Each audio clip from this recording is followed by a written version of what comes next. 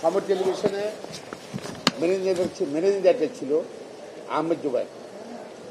আর এখানে পরবর্তীতে একটা বোর্ড অফ ডাইরেক্টর্স মিটিংয়ে সেখানে তাকে রিমুভ করা হয়েছে এমডি হিসেবে। আর এটা মেজর শেয়ার হোল্ডার ছিল সিটি গ্রুপের। সেই রেজলিউশনের মাধ্যমে চেয়ারম্যান করা হয়েছে আহমেদ জুবাইরকে অপসারণ করে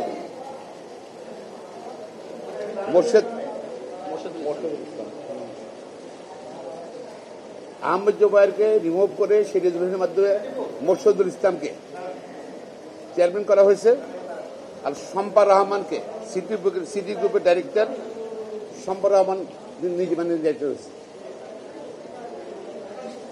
আজকে বেশ কয়েকদিন হিয়ারিং হয়েছে, সেখানে একটা ফলস ডকুমেন্ট তারা আদালত সাবমিট করছে, জালিয়াতিপূর্ণ ডকুমেন্ট সাবমিট করছে।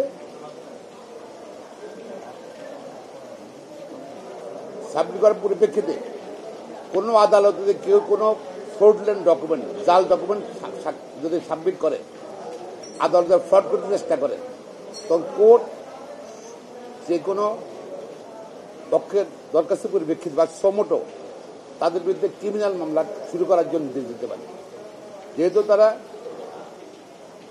একটা প্রতারণামূলক জাল করে ডকুমেন্ট সাবমিট করছে কোম্পানি করে মামলা জেতার জন্য।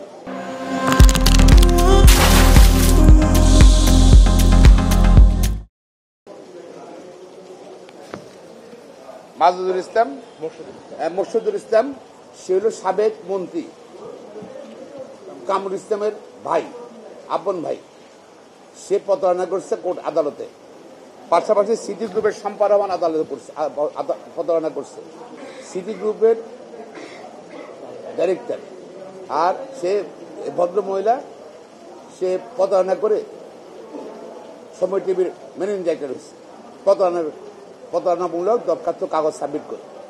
আদালত প্রায় পেয়েছে, এটা প্রমাণিত হয়েছে। মহামান্য সুপ্রিম কোর্ট হাইকোর্ট ডিভিশনের মাননীয় বিচারপতি জনাব খিজির আহমেদ চৌধুরী সাহেব দুই পক্ষ গত কয়েকদিন শুনে ফাইনালি আসলে আদেশ দিচ্ছেন এই দুজনের বিরুদ্ধে, অর্থাৎ মোর্শেদুল ইসলাম সাবেক মন্ত্রী কামরুল ইসলামের ভাই, আওয়ামী লীগের খাদ্যমন্ত্রী ছিল, তার আপন ভাই, এবং সিটি গ্রুপের ডাইরেক্টর পরিচালক এবং দাবিদার, সময় টেলিভিশন দাবিদার, এমডি দাবিদার সম্পদ শ্রেণীতে ক্রিমিনাল মামলা করার জন্য নির্দেশ দিয়েছে নিম্ন আদালত। আর এর ফলে হলো ক্রিমিনাল মামলা হবেই। আহমেদ জুবাইর রহমান যেহেতু প্রতারণার মাধ্যমে তাকে রিমুভ করা হয়েছে ডকুমেন্টটি, সে সময় টেলিভিশনের সময় গ্রুপের ম্যানেজিং ডাইরেক্টর পুনরায় তার অবস্থান ফিরে পেল পাবেন।